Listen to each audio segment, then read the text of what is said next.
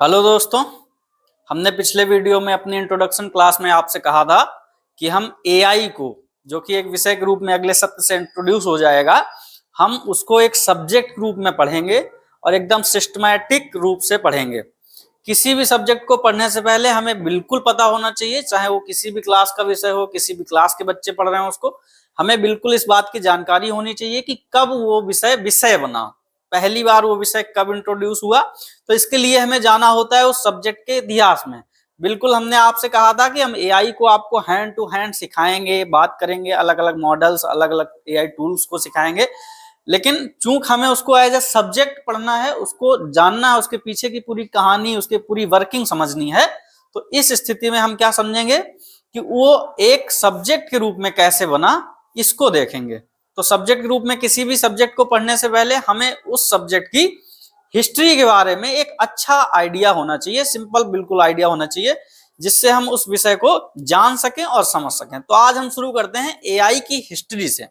सबसे पहले एआई की हिस्ट्री जानते हैं। जो मॉडर्न एआई, आज के चैट जीपीटी, जेमिनी जैसे टूल जिस हिस्ट्री की वजह से, जिस लोगों की वजह से, जिन कंपनियों की वजह से डेवलप हो पाए, हम उनके बारे में बात करेंगे।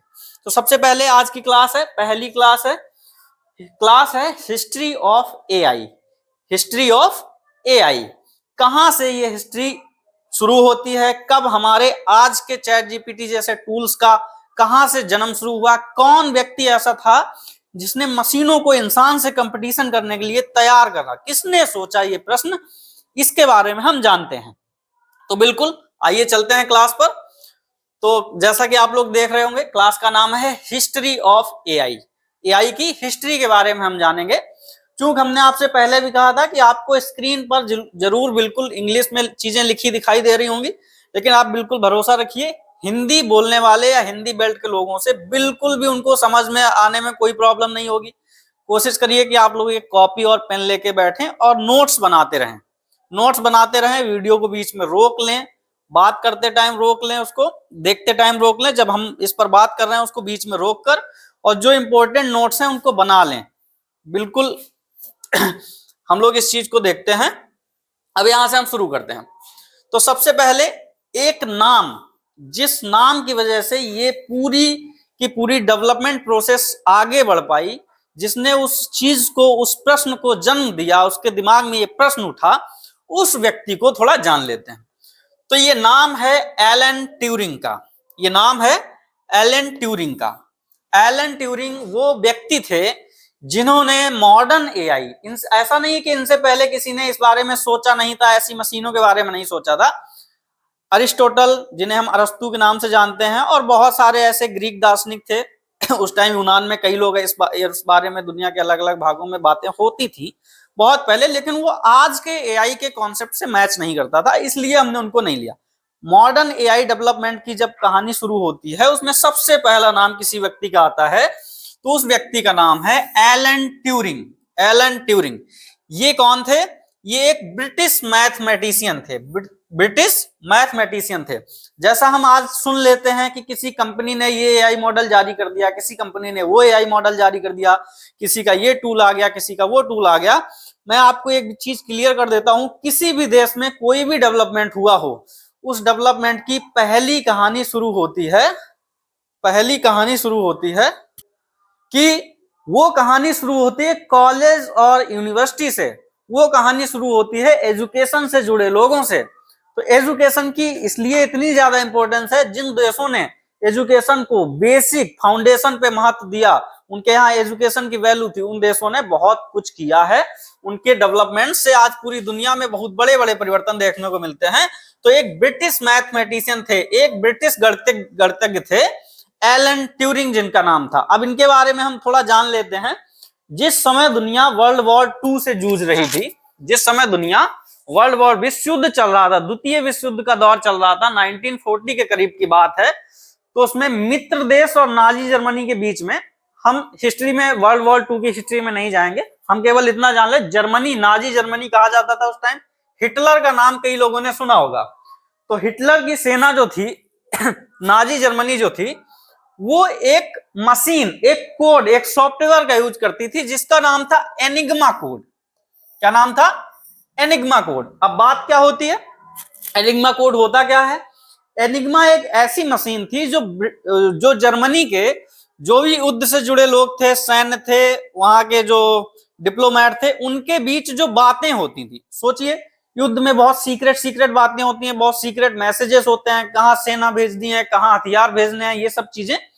तो ये जो उनके बीच बातें होती थी, अब पहले का जमाना था तो ऐसा तो नहीं होता था एक आदमी चल के जाएगा तब बात करेगा, टेक्नोलॉजी उतनी डेवलपमेंट नहीं थी। तो होता क्या था कि वो एक मशीन के थ्रू मैसेजेस भेजते थे, कोड भेजते थे।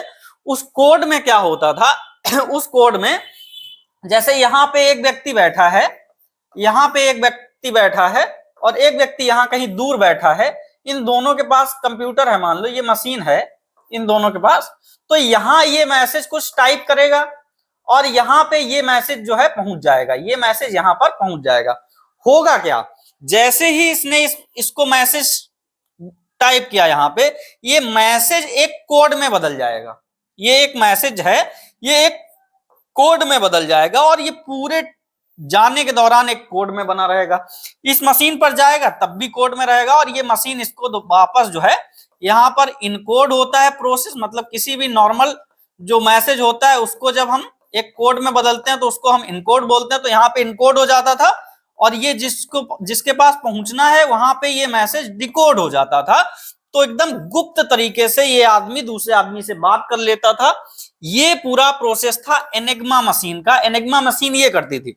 तो जो ब्रिटिश लोग थे जो जर्मनी के खिलाफ युद्ध लड़ रहे थे, उनके जो सैनिक लोग थे, ऑफिसर्स थे, ब्रिटिश जो सेना के अधिकारी थे, उनको इनकी बातें पता नहीं चल पाती थी। और जब बातें पता नहीं चल पाती थी, सोचिए दुश्मन की अगर प्लानिंग हमें पहले से ही पता चल जाए, उसके कुछ करने से ही पहले पता चल जाए, तो उसका कितना फायदा हम युद्ध में ले सकते हैं।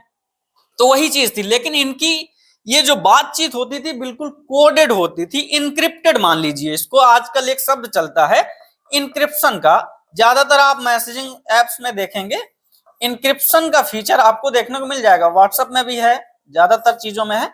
तो इनक्रिप्शन एक चीज होती है, तो इनक्रिप्शन का आपको फीचर मिल जाएगा। वही चीज यहां देखने को मिलती थी, कोड हो जाता था वो। तो ऐसा चल रहा था उस टाइम।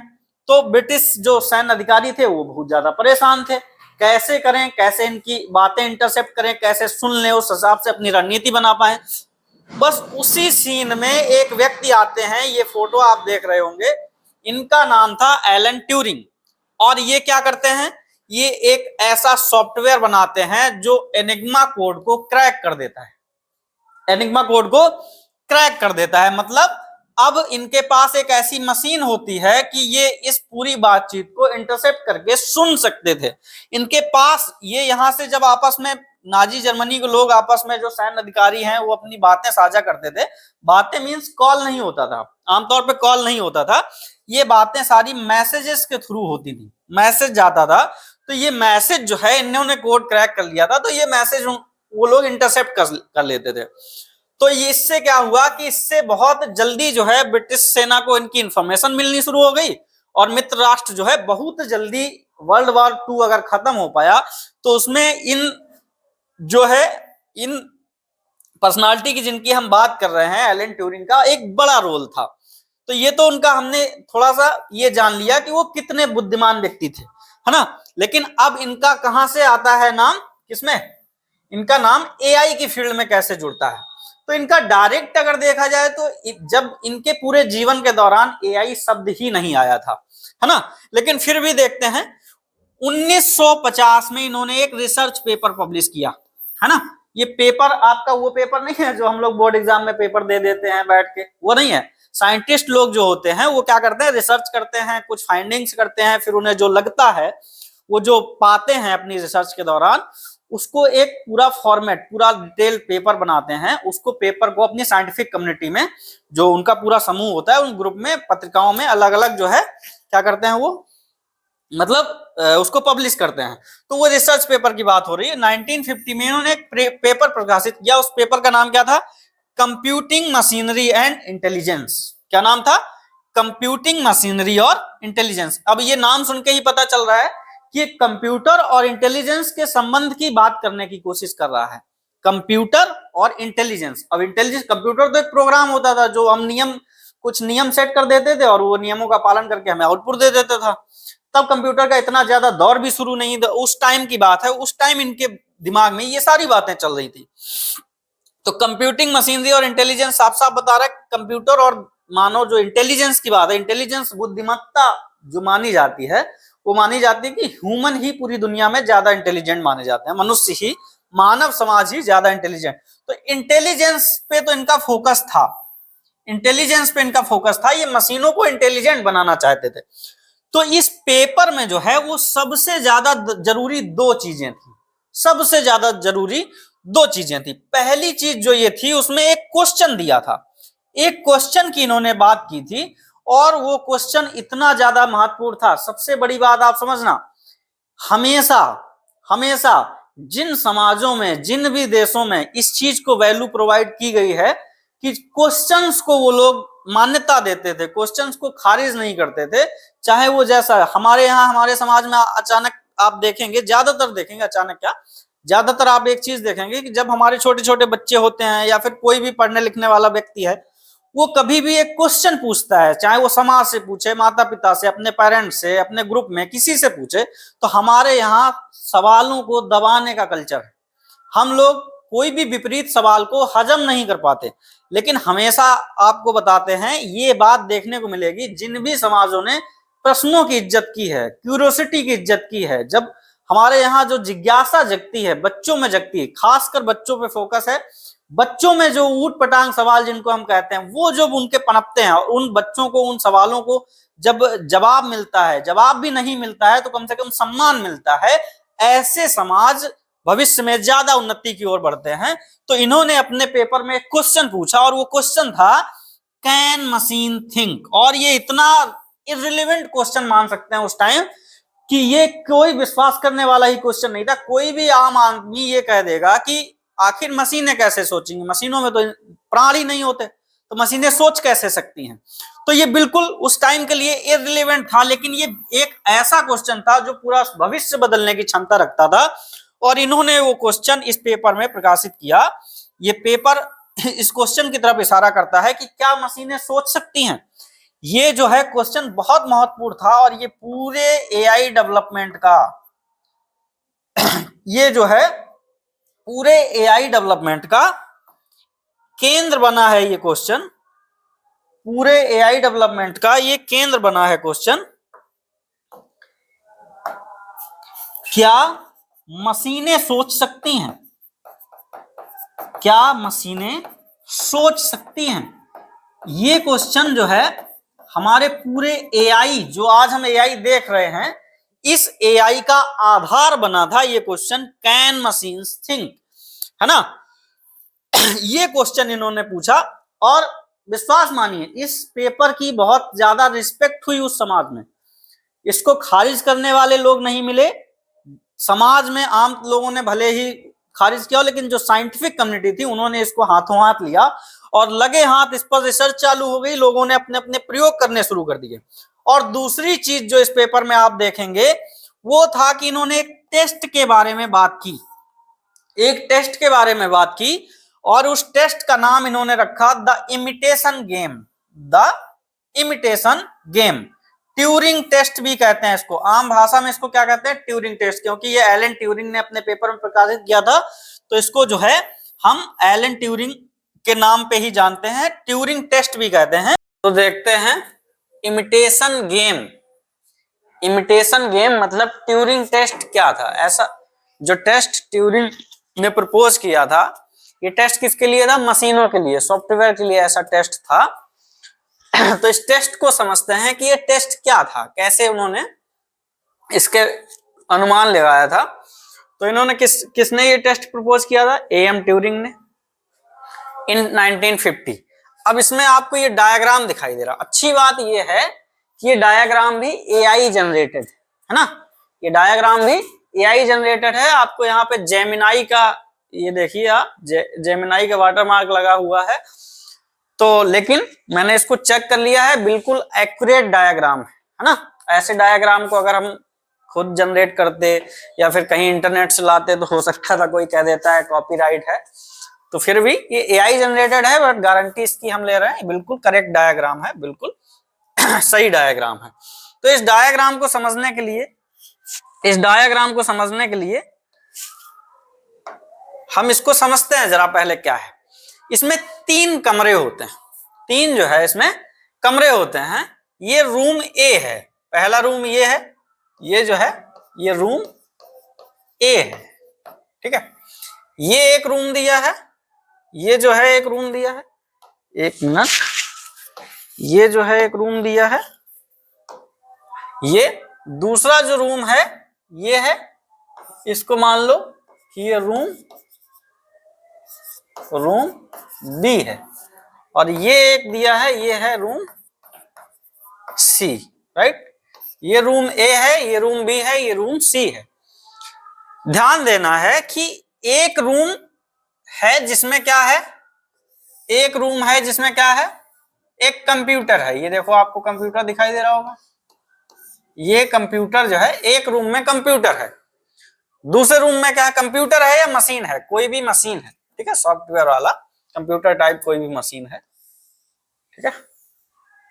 दूसरा जो रूम है, इस रूम में एक इंसान बैठा हुआ है, राइट।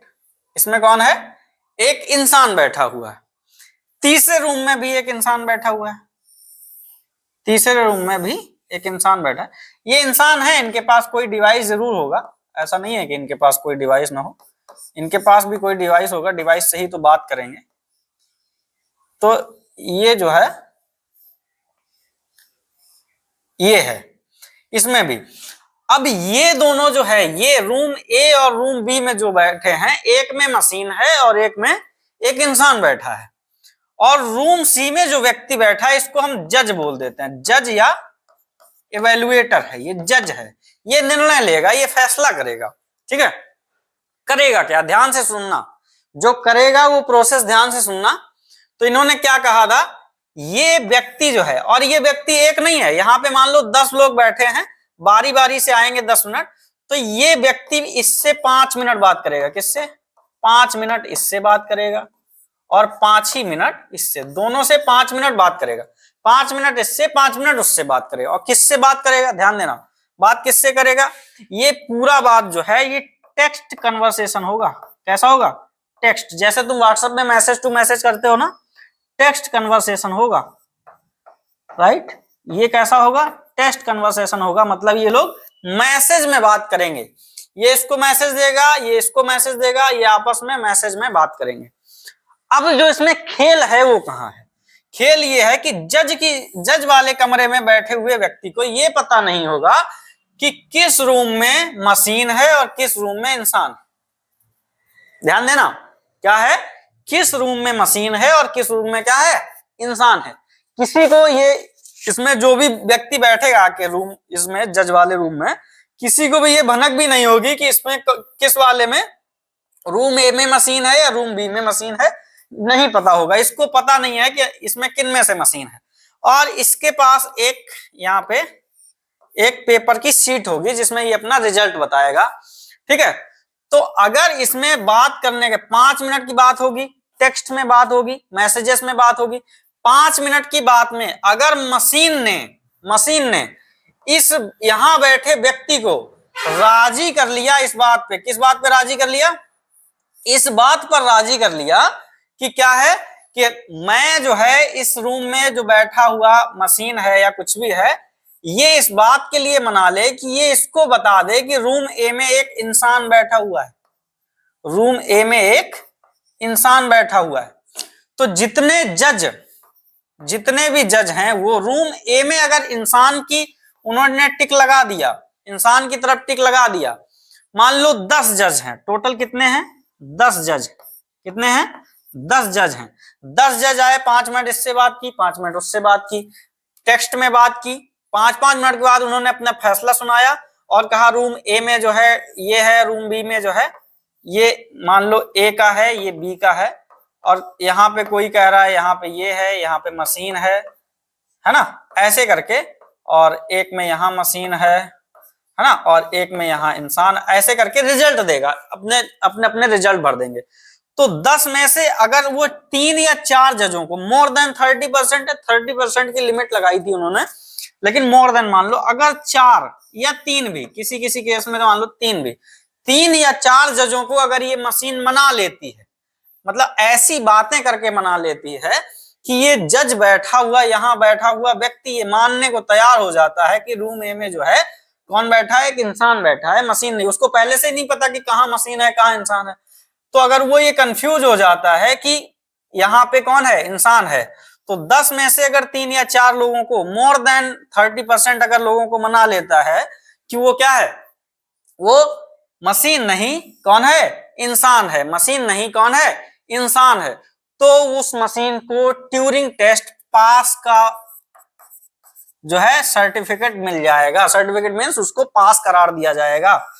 और ऐसी मशीन को इन्होंने क्या कहा है, ऐसी मशीन को इन लोगों ने कहा है, जो ट्यूरिंग ने कहा है उसको कहा है इंटेलिजेंट मशीन। क्या नाम दिया उसको, intelligent machine, right, intelligent machine दिया है। अभी एआई कहीं शब्द नहीं आया है, एआई दूर दूर तक भी नहीं है, एआई का जिक्र भी नहीं हुआ। ट्यूरिंग के पेपर में ये व्यवस्था दी गई है कि ऐसी कोई भी मशीन जो मोर देन 30% जजों को ये बात मानने के लिए तैयार कर दे कि वो इंसान नहीं, उस कमरे में दरअसल कोई, मतलब वो मशीन नहीं, उस कमरे में दरअसल कोई इंसान बैठा है, उसकी बातों से ऐसा लग रहा है कि जैसे कोई इंसान रिप्लाई कर रहा हो, तो ऐसी मशीन को हम क्या कहेंगे, इंटेलिजेंट मशीन कहेंगे। इंटेलिजेंट मशीन कहेंगे, क्या कहेंगे, इंटेलिजेंट मशीन कहेंगे। ऐसी मशीनों को हम इंटेलिजेंट मशीन कहेंगे। क्लियर है ना। और ट्यूरिंग ने, सोचिए, ट्यूरिंग ने उस समय जब इस पर कोई डेवलपमेंट नहीं हुआ था, कोई काम नहीं हुआ था, केवल पेपर प्रकाशित किया था, उस टाइम ट्यूरिंग ने बता दिया था कि लगभग सन 2000 के आसपास, सन 2000 के आसपास ऐसी मशीनें दुनिया में आ जाएंगी जो ट्यूरिंग टेस्ट को पास कर सकती हैं। मतलब 30% तक वो लिमिट क्रॉस कर सकती हैं, 30% जजों को मना सकती हैं। ये 2000 तक कहा गया था, लेकिन हम देख रहे हैं 2014 के बाद में जो है 2020 के आसपास कुछ मशीनें ऐसी आई।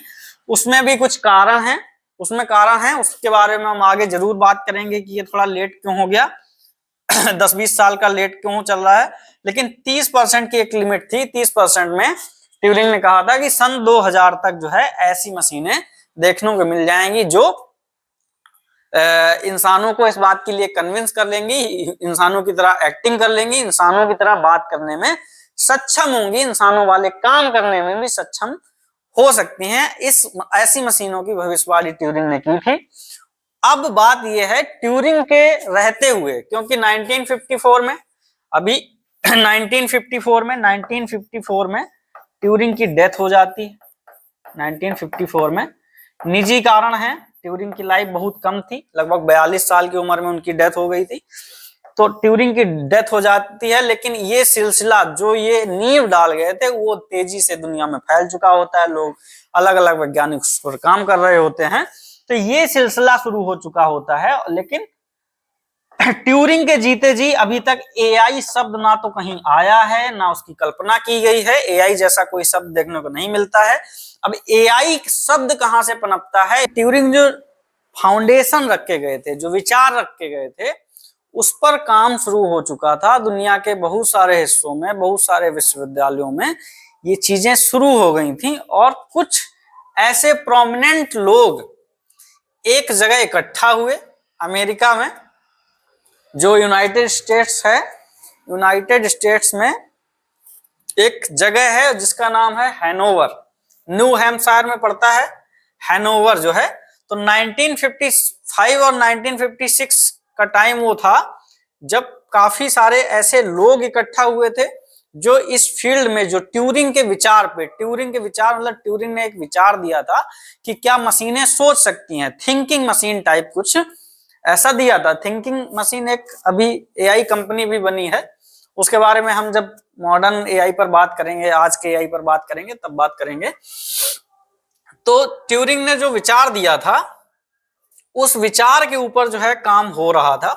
बहुत सारा काम हो रहा था। तो डार्टमाउथ कॉलेज है, डार्टमाउथ कॉलेज है यूएसए में, हैनोवर यूएसए में डार्टमाउथ कॉलेज है।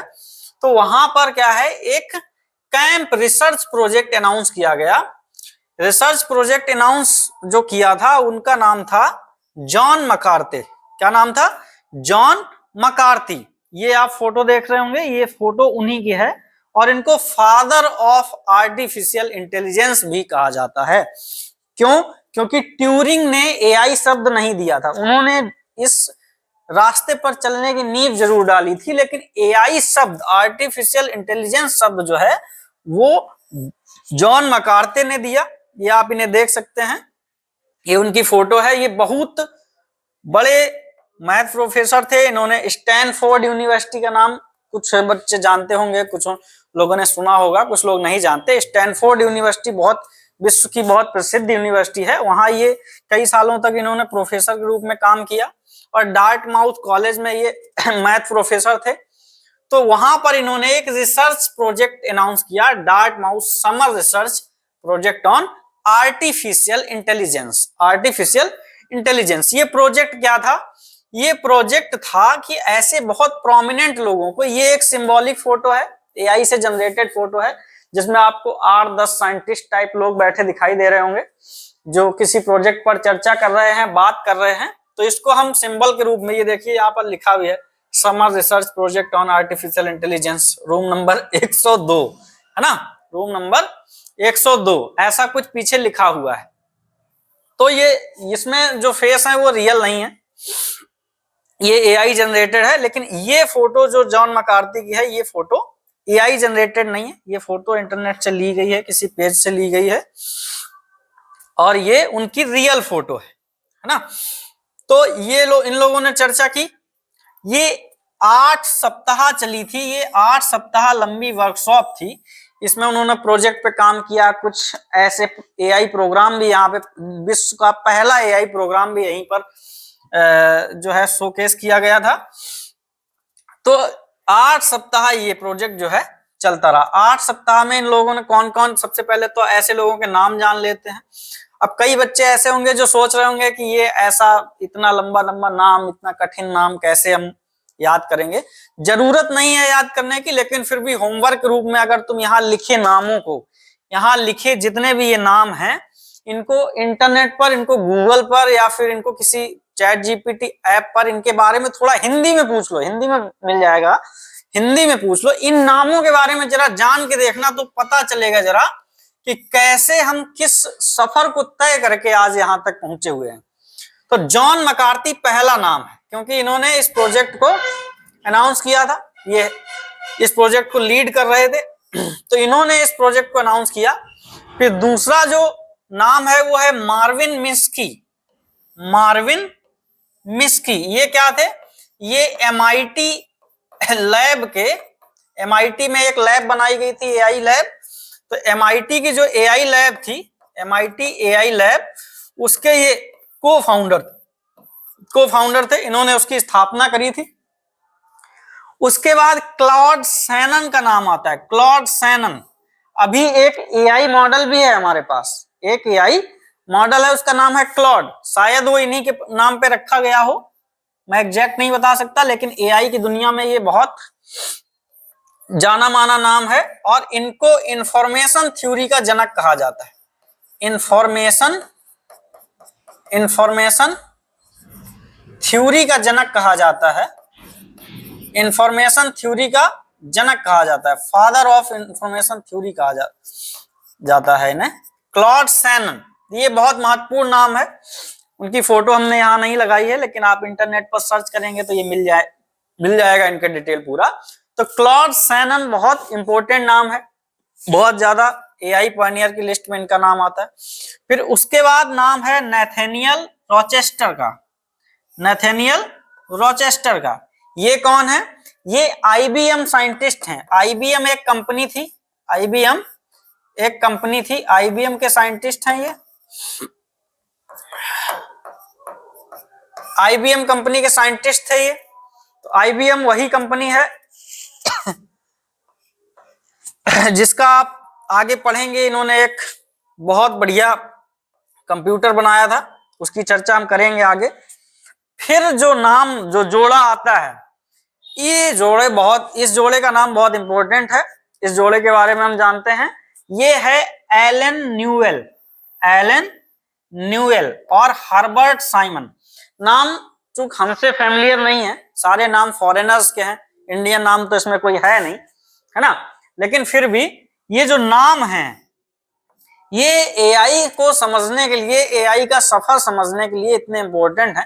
जब भी हम किसी भी विषय का इतिहास पढ़ते हैं तो उसमें जो महत्वपूर्ण लोग होते हैं उनके बारे में जरूर जानते हैं, चाहे वो कक्षा 3 का बच्चा हो, 4 का, 5 का, 6 का, कोई भी छोटी से छोटी क्लास का बच्चा हो, अगर वो भारत का मान लो स्वतंत्रता आंदोलन पढ़ रहा है तो फिर वो महात्मा गांधी, चंद्रशेखर आजाद, भगत सिंह, जवाहरलाल नेहरू, सरदार वल्लभ भाई पटेल, इनके नाम जरूर पढ़ेगा, कोई समस्या नहीं होती है।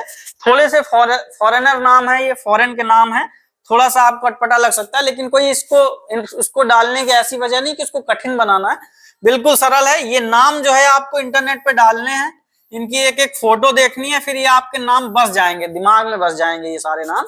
John McCarthy, Marvin Minsky, Claude Shannon, Nathaniel Rochester और Allen Newell and Herbert Simon. अब एलन न्यूएल और हर्बर्ट साइमन का रोल क्या है? एलन न्यूएल और हर्बर्ट साइमन ने क्या किया था, इन्होंने इसी जब ये वर्कशॉप आयोजित हो रही थी तो इसी वर्कशॉप में दरअसल इन्होंने क्या किया था, इसी जो है वर्कशॉप के दौरान इन्होंने एक सॉफ्टवेयर प्रस्तुत किया था, एआई सॉफ्टवेयर था, दुनिया का पहला एआई सॉफ्टवेयर इसको कहा जाता है। लॉजिक थ्योरिस्ट नाम था इसका। क्या नाम था? लॉजिक थ्योरिस्ट नाम था। क्या मतलब है? ये करता क्या है? ये करता है, थ्योरिस्ट का मतलब है थ्योरम। थ्योरम इंग्लिश में थ्योरम कहते हैं, हिंदी में प्रमेय कहते हैं। क्या कहते हैं? प्रमेय। तो थ्योरम शब्द जो है प्रमेय, हिंदी में इसको प्रमेय कहते हैं। ये करता क्या था, ये मैथ की बड़ी से बड़ी, काफी जटिल से जटिल थ्योरम को ये सॉल्व कर देता था, प्रूव कर देता था बिना ह्यूमन इंटरफेयर के। इसमें इंसान की जरूरत नहीं होती थी, इंसान हेल्प नहीं करता था। एक बार इसको थ्योरम दे दिया, फिर ये स्वयं उसको प्रूव कर देता था। इसलिए इसको पहला जो है एआई सॉफ्टवेयर की, जब इंटरनेट पे आप सर्च करेंगे तो ये दुनिया का पहला एआई सॉफ्टवेयर आपको दिखाई देगा, जो क्या करता था, पहले से ही मतलब उसको दे देते थे, जो हम कोई थ्योरम दे दी मैथ की, जटिल से जटिल थ्योरम को ये सॉल्व कर देता था, प्रूव कर देता था। ठीक है, उसके बाद आते हैं सबसे इंपॉर्टेंट चीज पे कि वर्ड क्वाइंड। यही वो प्रोजेक्ट वर्कशॉप जिसके बारे में हम बात कर रहे हैं, डार्टमाउथ वर्कशॉप भी इसको शॉर्ट में कह देते हैं। इसी के दौरान जो है एक शब्द निकल के आया, उस शब्द का नाम था आर्टिफिशियल इंटेलिजेंस। आर्टिफिशियल इंटेलिजेंस मतलब एआई। क्या नाम है? एआई। पहली बार 1955 और 1956 का टाइम था वो, जब दुनिया में पहली बार ये शब्द आया, एआई। AI, artificial intelligence. और ये शब्द दिया किसने? ये शब्द दिया है जॉन मकार्थे, जिनकी ये फोटो है, इन्हीं ने ये शब्द पहली बार दिया। प्रोफेसर थे, मैथ के प्रोफेसर थे, मैथ को बहुत अच्छी तरह समझते थे, और एआई की पूरी दुनिया में मैथ का बहुत बड़ा रोल है, बहुत ज्यादा बड़ा रोल है। बिना मैथ के एआई का कोई काम संभव नहीं था। तो ये जो है आर्टिफिशियल इंटेलिजेंस नाम जो दिया है वो किसने दिया है? जॉन मकार्थे ने दिया। इनको फादर ऑफ आर्टिफिशियल इंटेलिजेंस भी कहा जाता है। तो इनको जो है ट्यूरिंग अवार्ड 1971 में मिला था। ट्यूरिंग अवार्ड दिया जाता है, इसको कंप्यूटर के क्षेत्र में नोबेल माना जाता है। ये जो अवार्ड है इसको कंप्यूटर के क्षेत्र का नोबेल पुरस्कार के बराबर दर्जा मिलता है। तो ये ट्यूरिंग अवार्ड जो है 1971 में किसको मिला? जॉन मकार्थे को मिला। ठीक है, अब हम ये देखते हैं कि ये जो पूरा प्रोजेक्ट था, इस प्रोजेक्ट में कौन कौन से टॉपिक थे जिन पर चर्चा की जा रही थी। ऐसे कौन से टॉपिक थे जिन पर ये लोग, इतना जो ग्रुप था 5, 6, 7 लोगों का, कुछ नाम ऐसे भी होंगे जो इसमें शायद मिसिंग हैं, लेकिन उनके नाम आमतौर पे इंटरनेट पे भी नहीं मिलते हैं। ये सबसे ज्यादा पायनियर नाम है, यही सबसे ज्यादा महत्वपूर्ण लोग थे। अब हम देखते हैं कि इस पूरे प्रोजेक्ट का गोल क्या था, ये लोग करना क्या चाहते थे। इस पूरे प्रोजेक्ट का गोल क्या था?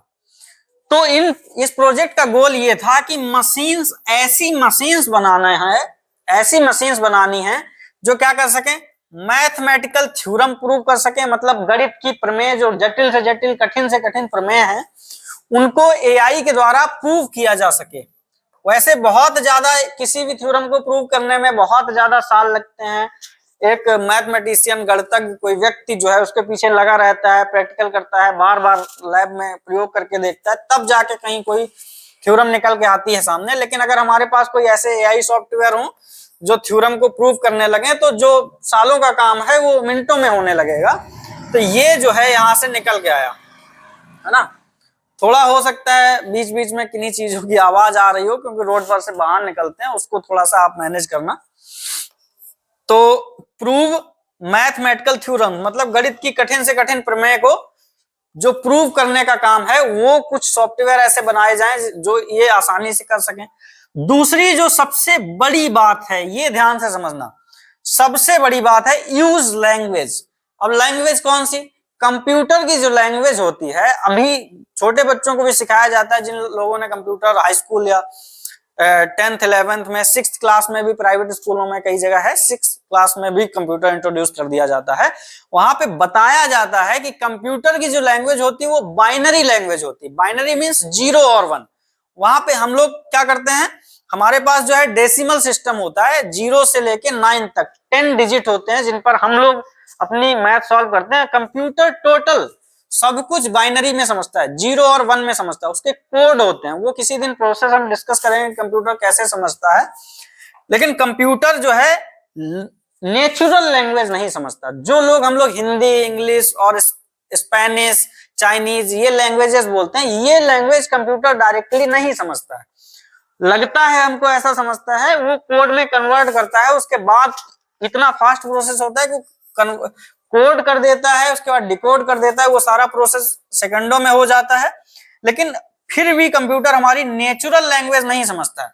तो इनका उद्देश्य ऐसा था कि ऐसे कंप्यूटर, ऐसे सॉफ्टवेयर, ऐसे सिस्टम बनाए जाएं जो मनुष्य की भाषा, हमारी इंग्लिश, हिंदी, भोजपुरी, बंगाली, ऐसी भाषाएं तक समझ सकें। ऐसे जो है सॉफ्टवेयर बनाने का इन्होंने टारगेट रखा।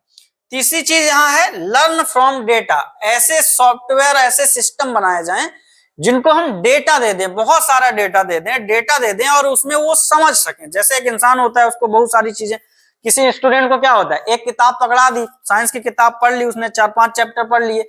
चैप्टर पढ़ने के बाद होता क्या है कि वो सीख जाता है, वो कुछ उसमें पढ़ता है, वो धीरे धीरे सीखने लगता है। तो ऐसा ही इन्होंने अज्यूम किया कि ऐसी भी मशीनें हों जिनको हम डेटा पे डेटा दे दें, डेटा, बहुत सारा डेटा दे दें, और वो डेटा से सीख पाए। एक्चुअल जो डेटा में लिखा है वो तो समझ ही लें, डेटा में और छुपा क्या है। जो नॉर्मल इंसान, जैसे बहुत सारा डेटा हो तो एक इंसान को उस डेटा को पैटर्न समझने में बहुत टाइम लग जाएगा, उस डेटा में क्या क्या चीजें छुपी हैं इसको समझने में बहुत टाइम लग जाएगा। तो इन्होंने ऐसी मशीनें बनाने की बात की कि जो मशीनें डेटा से बहुत ज्यादा सीख सकें, उनमें पैटर्न ढूंढ सकें। फिर और एआई पूरा इसी पर है, एआई का पूरा खेल ही इस चीज पे चलता है कि वो बहुत ज्यादा डेटा को कंज्यूम बहुत फास्ट कर सकता है, बहुत ज्यादा प्रोसेस कर सकता है डेटा को।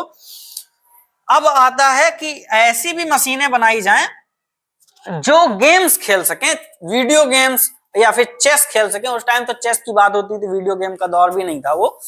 तो इन्होंने कहा कि ऐसी मशीनें हो जो कंप्यूटर पर चेस वगैरह खेल सकें, ऐसी मशीनें हो।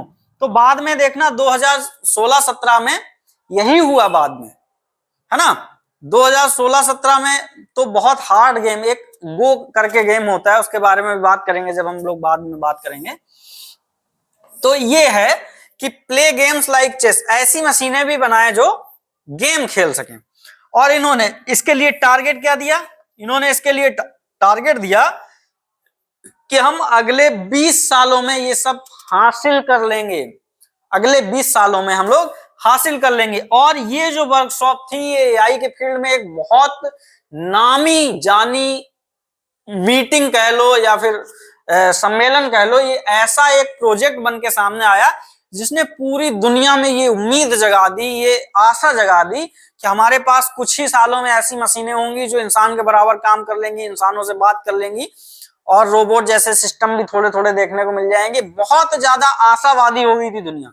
तो हुआ क्या कि इस प्रोजेक्ट के बाद बहुत सारी फंडिंग मिलना शुरू हो गई, बड़े बड़े लोगों ने इसमें रुपया डालना शुरू कर दिया, पैसा अनाप शनाप पैसा आना शुरू कर दिया, और नई नई रिसर्च होने लगी, कई सारी लैब की स्थापना हुई, यूनिवर्सिटीज में इसमें काम चलने लगा, क्योंकि इस ऐसे प्रोजेक्ट थे इसमें बहुत ज्यादा कंप्यूटिंग पावर भी चाहिए थी, हार्डवेयर सॉफ्टवेयर सारी चीजें बननी थी, तो पैसा लगना था, तो बहुत ज्यादा पैसा भी मिलने लगा। इस पे फिर कुछ प्रोजेक्ट ऐसे आए जिनके जो ब्रेक थ्रू साबित हुए, जिन्होंने कुछ करके दिखाया, जो कुछ इस दिशा को संभव बनाने की बात कर पाए।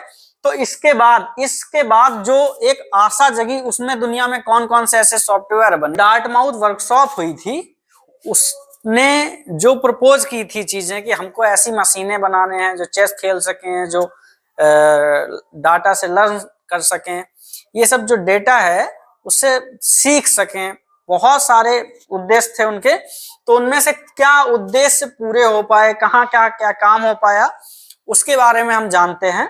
एआई उस टाइम कितनी रफ्तार से आगे बढ़ा, क्या क्या डेवलपमेंट्स हुए, वो इस स्लाइड में हम देखेंगे। तो जैसे कि हेडिंग से हम समझ रहे हैं, की developments after Dartmouth workshop. Dartmouth workshop जो हुई थी, जो हमने देखा था हैनोवर में हुई थी, जहां पे जॉन मकार्थी ने आर्टिफिशियल इंटेलिजेंस शब्द दिया था। उसके बाद हम देखते हैं दुनिया में क्या माहौल बना, क्या चीजें हुई, इन चीजों के बारे में जानते हैं। तो सबसे पहली चीज जो देखने को मिली कि वहां से जो कॉन्सेप्ट निकले वो जिंदगी को बहुत ज्यादा आसान करने वाले थे, रिसर्च को बहुत ज्यादा फास्ट करने वाले थे। वैज्ञानिक आविष्कार जिनमें सालों का वर्षों का समय लगता, वो जल्दी संभव हो सकते थे उन चीजों से, अगर वो हासिल हो जाती। तो इसलिए बहुत ज्यादा चीजों को जो है आशावादी दुनिया हो गई। तो उसमें जो सबसे बड़ी चीज थी कि हमें ये सारे प्रोजेक्ट जो गोल अचीव करने थे, ऐसी मशीनें बनानी थी, इनको संभव करने के लिए चाहिए था पैसा, बहुत सारा पैसा चाहिए था। तो सबसे बड़ी बात है, बहुत लोगों ने पैसा दिया। इसमें जो सबसे ज्यादा बड़ा नाम आता है वो है कि हैवी फंडिंग आई।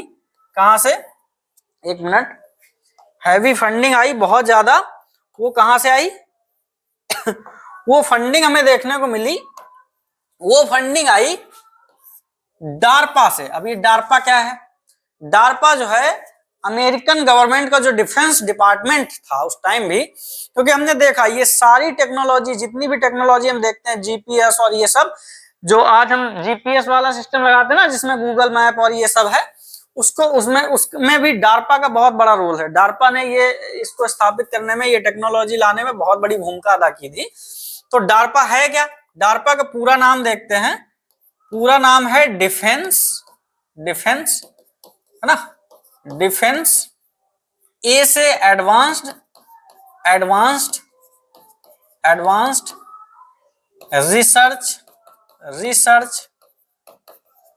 Research project agency, right. ये है डार्पा का पूरा नाम, defence advance research project agency. ये क्या करती थी?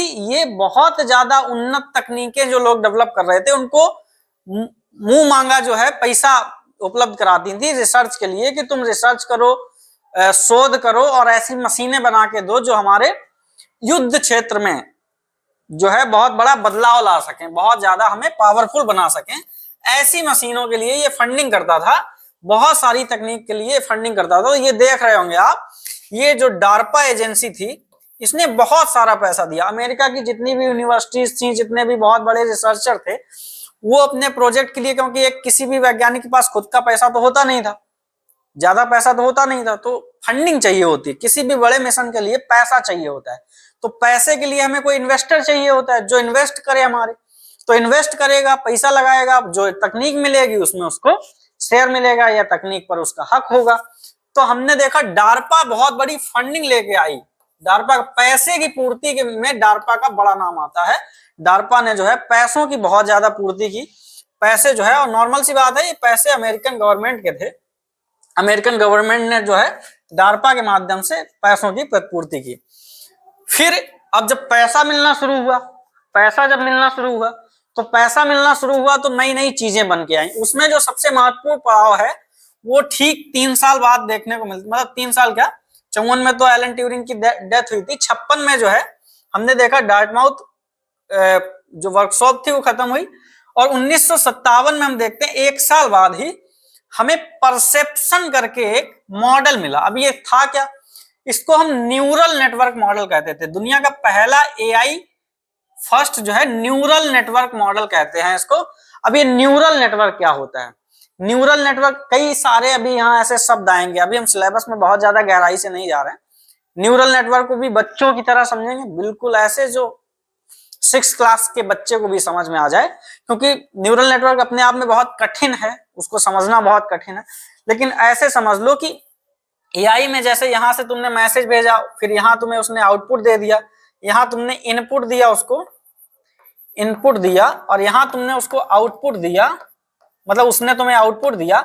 इसके बीच में बहुत सारी लेयर होती हैं, बहुत सारी लेयर होती हैं, ये लेयर का पूरा जाल होता है, ये ऐसे ऐसे ऐसे ऐसे लेयर होती हैं, मतलब वो प्रोसेस करता है डेटा। उस प्रोसेस को पूरा का पूरा जो नेटवर्क बीच में पड़ता है उसको हम न्यूरल नेटवर्क कहते हैं। अभी के लिए इतना ही समझ लो, बाद में जो है जब इस टॉपिक पे आएंगे तो समझाएंगे इसको। आज के मॉडल में न्यूरल नेटवर्क जो है बहुत ज्यादा महत्वपूर्ण भूमिका है। तो दुनिया का पहला फर्स्ट जो न्यूरल नेटवर्क का मॉडल दिया वो परसेप्शन था। फ्रैंक रोजेनब्लैट ने ये मॉडल दिया, फ्रैंक रोजेनब्लैट ने ये मॉडल दिया। परसेप्शन है दुनिया का पहला न्यूरल नेटवर्क का मॉडल, है ना। न्यूरल नेटवर्क कोई ऐसी चीज नहीं है जिसको हम इग्नोर कर सकें एआई में। एआई पढ़ते टाइम हमें इसको समझना ही होगा। अगर हमें एआई की वर्किंग समझनी है तो न्यूरल नेटवर्क को समझना होगा। और हम बहुत ज्यादा डीप नहीं जाएंगे, उस टेक्निकल लैंग्वेज नहीं जाएंगे, इतना तो मुझे भी एग्जैक्ट नहीं पता है, बिल्कुल गहराई नहीं पता एग्जैक्ट कैसे काम करता है, क्योंकि बहुत क्रिटिकल होता है। कई बार तो कहा जाता है कि एआई बनाने वालों को भी नहीं पता होता है कि एआई कैसे काम करता है, जो आज का एआई है ना। लेकिन फिर भी उसका हम फ्रेमवर्क समझ लेंगे, उसका हम एक स्ट्रक्चर समझ लेंगे कैसे काम करता है, जो कि 12th तक के बच्चों को समझाने के लिए बहुत मतलब परफेक्ट है। उतना ही समझना भी है उनको, आगे रिसर्च करेंगे जाके तब वो खुद बना लेंगे ऐसे नेटवर्क। तो फ्रैंक रोजेनब्लैट ने जो है ये मॉडल दिया हमें परसेप्शन, इसको हम दुनिया का पहला न्यूरल नेटवर्क मॉडल कहते हैं। उसके बाद आते हैं 1966 में। 1966 में क्या होता है, जो हमने बात करी थी उसमें, तो डार्टमाउथ वर्कशॉप में एक जो हमने गोल पढ़े थे, उन गोल में से एक चीज थी, ये थी कि हमें भाषा समझने वाले कुछ जो है सॉफ्टवेयर तैयार करने, जो हमें हमारी लैंग्वेज समझ सके, हमको समझ सके, हमारी जो भाषा है उसको समझ सके। कंप्यूटर की भाषा नहीं, जो नेचुरल लैंग्वेज है हमारी, नेचुरल लैंग्वेज है ना, उसको समझ सके। तो उसको समझने वाला एक पहला जो है एलिजा सॉफ्टवेयर बना था। एलिजा, इसका नाम क्या है, एलिजा सॉफ्टवेयर। और ये जो एनएलपी लिखा है, एनएलपी का मतलब है नेचुरल लैंग्वेज प्रोसेसिंग, है ना, नेचुरल लैंग्वेज प्रोसेसिंग। एनएलपी मतलब नेचुरल लैंग्वेज, मतलब ऐसा कोई सॉफ्टवेयर जो इंसानी भाषा को प्रोसेस कर सकता है, समझ सकता है वो। तो 1966 में जो है पहला मॉडल आया, एक सॉफ्टवेयर आया, मॉडल का मतलब एक सॉफ्टवेयर आया, ऐसा कंप्यूटर सॉफ्टवेयर आया जो क्या करता था, जो इंसानों से इंसानों की तरह बात कर सकता था। लेकिन वो उतना सक्षम नहीं था जैसे कि आज के चैट जीपीटी और जेमिनाई हैं, इतना सक्षम नहीं था। वो एक रोल में था, वो एक साइकोलॉजिस्ट की तरह बात करता था, जैसे मनोवैज्ञानिक होता है, मनोचिकित्सक होता है, उस रोल में होता है। तो साइकोलॉजिस्ट की भूमिका अदा करता था, कोई भी प्रश्न का जवाब वो एक साइकोलॉजिस्ट की तरीके से देता था।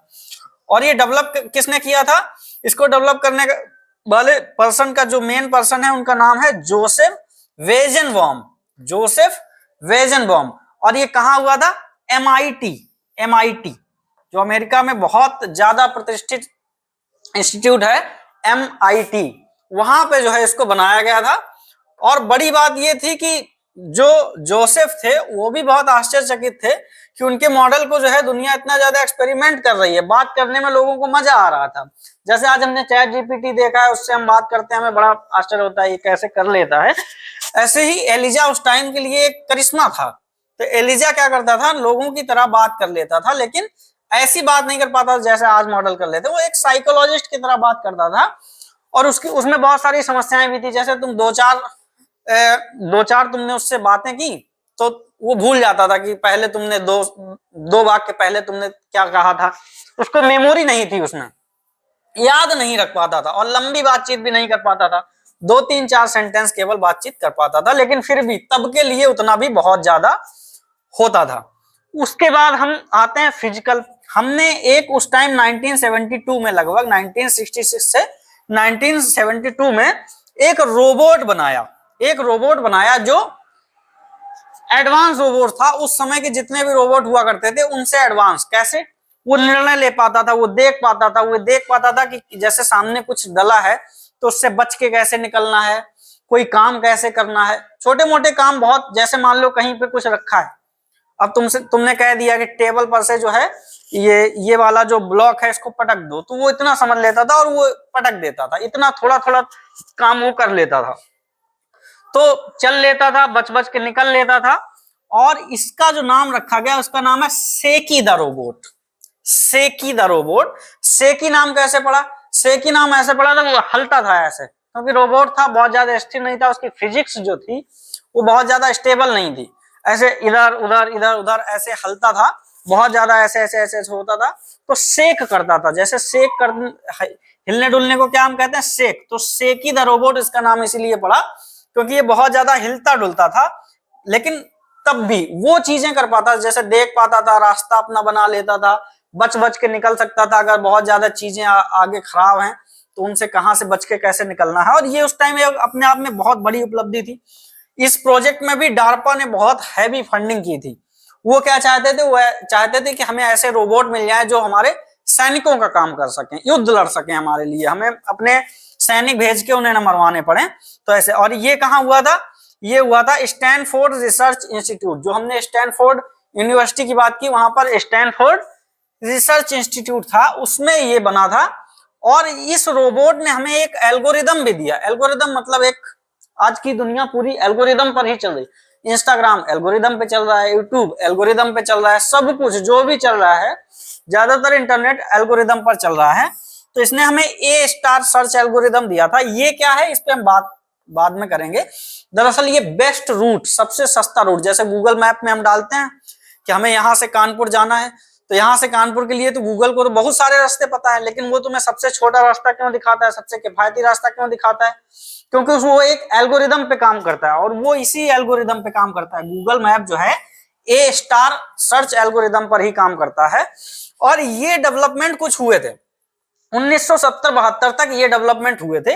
लेकिन अचानक से ये जितनी भी चीजें आई थी, बाद में लोगों ने प्रयोग करके देखी, चर्चा की। चर्चा करने के बाद अचानक हुआ क्या कि प्रोजेक्ट उतने अच्छे नहीं बन रहे थे। जो भी हम मॉडल बना रहे थे, जो भी चीजें बना रहे थे, वो लोगों को संतुष्ट नहीं कर पा रही थी। जब लोगों को संतुष्टि नहीं मिल रही थी तो फिर धीरे धीरे क्या हुआ, निगेटिविटी फैलना शुरू हुई। मतलब ये हुआ कि नहीं, एआई की जो दुनिया है, जिस तरफ हम जा रहे हैं, दरअसल ये चीजें संभव नहीं है, ये केवल कपोल कल्पनाएं हैं, ऐसा हो नहीं सकता। जो हमने सोचा है कि हम ह्यूमन लेवल मशीनें बना लेंगे, ह्यूमन लेवल इंटेलिजेंस डेवलप कर लेंगे, ये चीजें दरअसल प्रैक्टिकल नहीं है। ऐसी मशीनें हम बना नहीं सकते जो इंसान की बराबरी कर सकें। तो लोगों में इस प्रकार की बातें होने लगी। जब ऐसी बातें होने लगी तो एक दौर आया जब ये डार्पा और जो बड़े बड़े उस टाइम लोग थे जो फंडिंग लगातार दे रहे थे, उन्होंने क्या किया, पैसा देना बंद कर दिया। पैसा ही मिलना बंद कर, पैसा मिलना बंद हो गया तो रिसर्च बंद हो गई, रिसर्च बंद हुई तो नई नई चीजें बनना बंद हो गई। और लगभग एक लंबा पीरियड चला, 10-12 साल, फिर एआई पर कोई काम ही नहीं हुआ। और एआई पर कोई काम नहीं हुआ तो ये तुम्हें जो बड़ा बड़ा टेक्स्ट लिखा दिखाई दे रहा है, फर्स्ट एआई विंटर्स। विंटर्स का मतलब ये नहीं कि सर्दी पड़ी थी उस टाइम, है ना, जैसे अभी सर्दी शुरू हो रही। विंटर्स का मतलब ये नहीं, विंटर्स का मतलब ये है कि सन्नाटा छा गया था एआई की दुनिया में। क्या हो गया था? सन्नाटा छा गया था। मतलब कोई एआई पर विश्वास करने वाला नहीं बचा था, कोई एआई के लिए पैसे देने के लिए तैयार नहीं था। ऐसे कर करके धीरे धीरे एआई लोगों के दिमाग से निकल गया। लेकिन ऐसी बात नहीं है, जो लोग एआई पर लगे थे उन्हें पैसा मिलना बंद हो गया था, तो वो अपने प्रोजेक्ट नहीं पूरे कर पा रहे थे। लेकिन उन लोगों के दिमाग से एआई नहीं निकला था, उनका ज्ञान नहीं निकला था, उनकी नॉलेज अभी उनके दिमाग में थी। वो इंतजार कर रहे थे सही समय का, जब लोग फिर से एआई की रेस में दौड़े और वो समय आया भी, क्योंकि वो समय आया तभी तो हम यहाँ तक पहुंच पाए, ऐसी चीजें हमने बना पाई। लेकिन लगभग 10-12 साल का ये जो बड़ा पीरियड है, ये जो बड़ा समय है, इसको हम एआई विंटर्स के नाम से जानते हैं। मतलब एआई की दुनिया में सर्दी पड़ गई थी, सब कुछ जम गया था, कुछ हो नहीं रहा था, सब कुछ सन्नाटा, रिसर्च प्रोजेक्ट, बड़े बड़े प्रोजेक्ट, फंडिंग, सब कुछ बंद हो गई थी। और फिर 10-12 साल तक, लगभग सन 1980 तक कोई काम एआई पर होना बंद हो गया था। तो यहां तक हमने देखा, यहां तक ये हिस्ट्री है। अभी बहुत हिस्ट्री है, अभी नए नए प्रोजेक्ट आएंगे, आईबीएम आएगा सीन में, डीप ब्लू नाम का एक कंप्यूटर आएगा सीन में। लेकिन ऐसा होगा तो वीडियो बहुत ज्यादा लंबा हो जाएगा, है ना। तो वीडियो इतना लंबा ना हो, इसलिए हम इसको पार्ट 1 करके खत्म करते हैं। इतनी हिस्ट्री को हम नाम दे देते हैं पार्ट 1, राइट। और पार्ट 1 हमने बिल्कुल सही जगह पर खत्म किया है, क्योंकि पहला एआई का जो एआई पर काम हो रहा था, वहां पर ये पहला स्टॉप है। यहां पर पहली बार आके एआई डेवलपमेंट रुक सा गया था। तो ये जो फर्स्ट स्टॉप लिया, एआई स्पीड ने ब्रेक लिया, तो यहां पर हम भी हिस्ट्री में ब्रेक ले लेते हैं। ब्रेक लेने के बाद पार्ट 2 जब दोबारा स्पीड शुरू हुई, उसके लिए हम दूसरा वीडियो देखेंगे। पार्ट 2 जल्द ही रिलीज करेंगे, और पार्ट 2 में हम देखेंगे कि एआई दरअसल यहां तक कैसे पहुंचा। एआई यहां तक कैसे पहुंचा, ये जब हम देख लेंगे तो हमारा पूरा एआई हिस्ट्री कवर हो जाएगा। उसके बाद से हम समझने लगेंगे कि ये जो आज की चैट जीपीटी और जेमिनाई, क्लॉड जैसे मॉडल हैं, ऐसा नहीं है कि ये बात कैसे करते हैं, ये इमेज कैसे जनरेट करते हैं, ये वीडियो कैसे बनाते हैं, अभी ये क्या कर पा रहे हैं, क्या अभी बाकी है, क्या इनमें होना बाकी है, ये सब कुछ समझेंगे। बिल्कुल आसान भाषा में समझेंगे, हिंदी मीडियम वालों के लिए, हिंदी बेल्ट वाले बच्चों के लिए। और ऐसा नहीं है, ये आप देख रहे होंगे जो इन्फॉर्मेशन इसमें से हम दे रहे हैं, जो इन्फॉर्मेशन निकाल के आ रहे हैं, जो भी लोग, कोई जनरल व्यक्ति भी, जो जनरल व्यक्ति है वो भी ये वीडियो देख के एआई समझ सकता है। हमारा फोकस जरूर हमने बच्चों पर रखा है, स्कूली बच्चों पर रखा है, लेकिन कोई भी व्यक्ति जो एआई को समझना चाहता है, अपनी लैंग्वेज में समझना चाहता है, वो हमारे इस पूरी की पूरी एआई सीरीज से सीख सकता है, एआई को समझ सकता है, और लगातार एआई में हो रहे डेवलपमेंट को ट्रैक कर सकता है, रिकॉर्ड कर सकता है, समझ सकता है, और ये भी जान सकता है कि हमें उसके साथ कैसे मेल बिठाना है, कदम से कदम मिला के कैसे सीखना है। तो ये था हमारा पार्ट 1। पार्ट 1 के बाद हम जल्दी रिलीज करेंगे पार्ट 2। देखते रहिए, बने रहिए। धन्यवाद। कमेंट करके जरूर बताइए कि हमारा आपको ये प्रयास कैसा लग रहा है। और नेक्स्ट जो एआई विंटर्स के बाद का जो पार्ट है, उसमें अगर कोई नई चीजें जोड़नी हो, या हमारे पढ़ाने के तरीके में आपको कुछ चाहिए हो कि ऐसे ऐसे ये और आप इंक्लूड कर लीजिएगा, ये और कर लीजिएगा, तो उसको कमेंट करके बताइएगा। हम जरूर आपके कमेंट पढ़ेंगे, ध्यान देंगे, और उसको अगले सेशन में आपको जरूर देखने को मिलेगा। धन्यवाद, बहुत बहुत जो है थैंक यू। खत्म करते हैं, जल्दी नया वीडियो लेकर आएंगे। धन्यवाद।